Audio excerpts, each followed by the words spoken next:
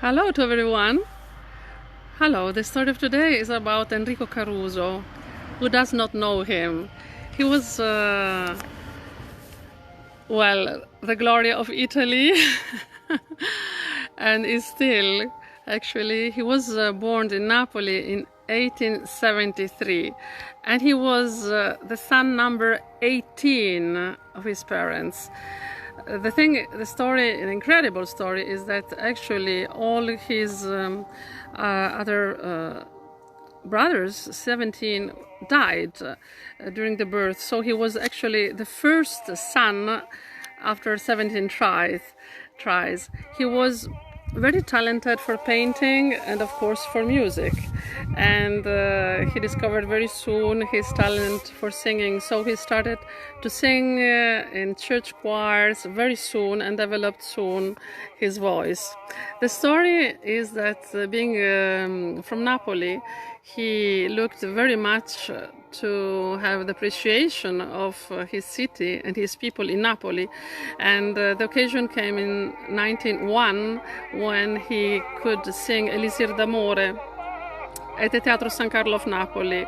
The story is that it was not a success at all, and he received very heavy critics for his technique, and it was such a big disappointment and pain that he left actually because of that, and he landed in New York. Well, this was actually also his luck, because in New York he found actually his glory and his fame. He was very admired there and had the chance to perform at the Metropolitan Opera quite a few times, just 863 times, yes, in 37 operas and 18 seasons. So he was really a real divo, a real star of his time. He was such a star that Tiffany actually did coins, golden coins, to remember his performances.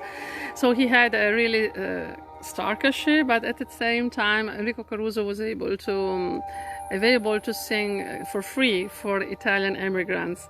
Another beautiful thing he did, he brought the Italianity and Italian culture over there, because he performed and in recitals many times and recorded even the Napolitan songs, very famous, like O Sole Mio, Avuchella, Torna Sorriento, Mare Chiare, Santa Lucia, and so on. And he also recorded, of course, the famous aria of Canio from Pagliacci of Leoncavallo, the story where Canio cries because he's cheated from his beloved Nedda. Well, this was also his own personal story. So when he recorded this, he really cried through tears, because actually the love of his life, Ada Giacchetti, who he loved immensely and who gave him, or even 2 sons, actually cheated on him and left him for his driver, and this story ended dramatically in front of a court. Well, maybe not everyone knows that in 1909 he had also to go through a surgery on vocal cords, for Nowruz. But he was lucky enough to recover well and still sing well. Maybe he had some difficulties on mezze voci and on agility, but nevertheless, of course, he had a great career. Giacomo Puccini composed actually Fanciulla del West for him, and he was the first interpreter of Fedora and Adriana Lecouvreur. He's also named in the Street of Fame with other 9 Italians. 5 of them are singers, and these are Enrico Caruso, Beniamino Gigli, Andrea Bocelli, Renata Tebaldi, and Licia Albanese. There is even an asteroid with his name, Enrico Caruso. And the story ends a bit sadly at the age already of 48, so he died quite soon, because actually he had to go through few surgeries at the lungs due to an infection that caused him actually an incident he had on stage during a production of Samson and Dalila. A scene did hit him on the rib cage, and from there on, well, the situation became so severe that he even spit blood during his last performances. So he must have been a very courageous man. And he's buried in Napoli, by the way, near another great artist of Italian culture, Totò.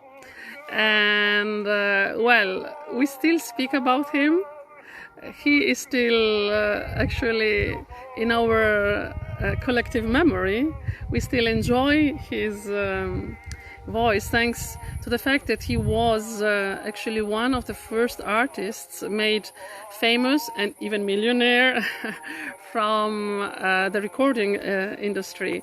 So this was the story of Enrico Caruso, who we still listen at. This is his voice. Yeah, isn't it beautiful?